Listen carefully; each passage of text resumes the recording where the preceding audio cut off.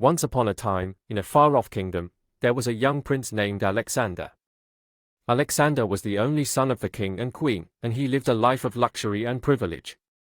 He was taught by the best tutors, and he had everything he could ever want. However, Alexander was not content with his life. He felt that there was something missing, and he longed for adventure. One day, Alexander decided to sneak out of the castle and explore the kingdom. He disguised himself as a commoner and set out on his adventure. Along the way, he met a poor farmer who was struggling to make ends meet. The farmer had a beautiful daughter named Maria, and Alexander was immediately smitten with her. Despite their different backgrounds, Alexander and Maria fell in love. They met in secret, and Alexander promised to help the farmer and his family. He used his resources to provide the farmer with new tools and seeds to improve his crop yield, and he even helped to build a new school for the children in the village. As Alexander spent more time in the village, he began to realize the problems that his people faced.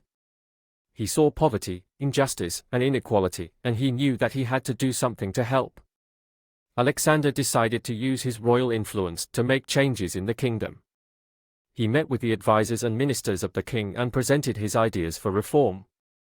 At first, the advisors and ministers were skeptical of Alexander's ideas. They were used to the old ways of doing things and did not want to upset the status quo. However, Alexander was determined, and he continued to push for change. He convinced the king to enact new laws that would help the poor and provide opportunities for everyone in the kingdom. In the end, Alexander's efforts paid off. The kingdom became a more just and equitable place, and the people were happier than ever before. Alexander and Maria were able to be together openly, and they lived a long and happy life together, always remembering the adventures that brought them together and the changes they made to improve their kingdom.